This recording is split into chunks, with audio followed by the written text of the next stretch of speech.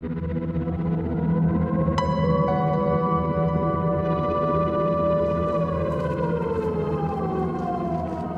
je vous emmène dans le Saint des Saints. Dans ce blocos de la Seconde Guerre mondiale, situé dans la commune de La Hague, Allez-y, regardez bien où vous marchez. Hop, vous pouvez suivre la planche, il y a des petites marches. On arrive dans la salle des trésors. le bruit des bombes a laissé place au silence.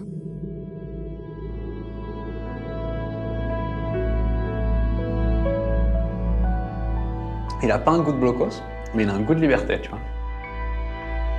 Simon est un fromager pas comme les autres. Il affine ses tomes de vaches fermières sous 3 mètres de béton. Nous, on a voulu recycler ce patrimoine de guerre pour en faire quelque chose de plus positif, de constructif et plus tourné vers l'avenir que vers ce sinistre passé. Dans le Cotentin, là où le vent caresse les prairies plus ou moins tendrement. Simon, 35 ans, nous a donné rendez-vous dans un lieu qu'il garde secret. En fait, là, on est à quasiment 100% d'humidité, hein, et on est entre 12 et 14 degrés. Alors, il y a une toute petite variation en fonction de l'année, mais de 2 degrés, quoi.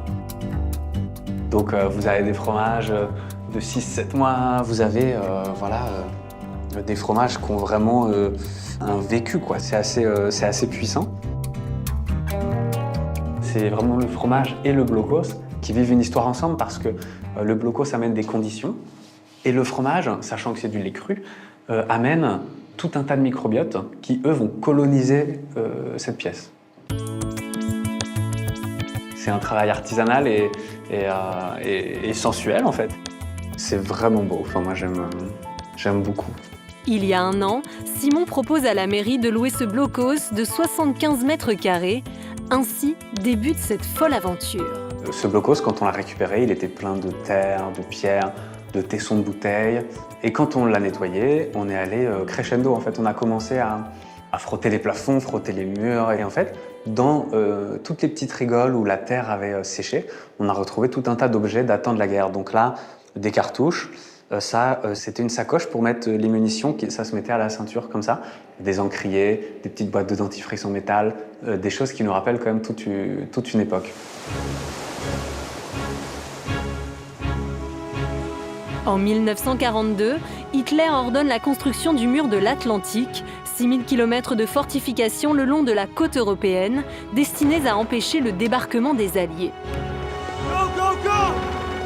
Rien qu'en France, 8000 blocos sont édifiés. Avec le temps, beaucoup se sont érodés, mais la plupart ont résisté aux aléas climatiques.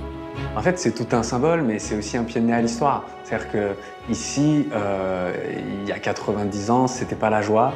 Des gens ici, leur grand-père ou leur arrière-grand-père, ont travaillé sur cet ouvrage. Il y a eu de la douleur, il y a eu de l'émotion, il y a eu du temps de travail, il y a eu de la sueur. Et en fait, nous, on a cette chance de pouvoir réutiliser ce lieu complètement chargé d'humanité, en fait. Moi, ça me touche d'être là, je suis très fier. C'est plusieurs générations qui finalement ont œuvré pour que nous, on puisse simplement faire quelque chose de bon. Son étonnant fromage, Simon le fabrique 2 fois par semaine dans cette laiterie, à quelques pas du blocos. C'est parti d'un pari avec mon petit frère et un copain où on s'est dit que ce serait vraiment passionnant de créer un fromage de la région. Nous, notre mère était fromagère, donc il y a quelques traces dans l'ADN peut-être. Moi, je suis comme un gosse à chaque fois que je vois la cuve de lait qui caille, le cahier qui change de texture. Enfin, c'est assez magique, c'est un processus magique. Et là, vous pouvez goûter un petit bout de cahier comme ça. On devrait faire un fromage pas trop mal. Il récupère son lait auprès d'un couple d'agriculteurs associés au projet. Ce lait normand et en plus ce lait de la pointe de la Hague, en fait, il est fait avec des vaches rustiques, donc qui vont mieux supporter les intempéries et elles font une quantité de lait qui est moindre. Par contre, le lait va être beaucoup plus riche. Les vaches ne mangent que de l'herbe. Elles ne vont pas manger de maïs, pas de betterave, pas de choses comme ça. Donc en fait, on a vraiment le goût de la prairie dans le lait. Une fois confectionnés, ces tomes vieillissent 2 à 3 mois dans le blocos, le temps nécessaire pour développer leur caractère et s'imprégner de cette atmosphère singulière.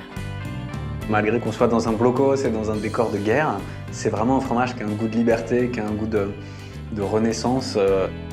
Ça me touche de le faire dans ce lieu parce qu'il est temps que l'histoire change de visage. Et là, en faisant ce genre de choses, on se réapproprie notre territoire aussi. Est-ce que tu sens la prairie? Est-ce que tu sens les embruns? Est-ce que tu sens les murets en pierre? Je sais pas. Mais une petite merveille quand même.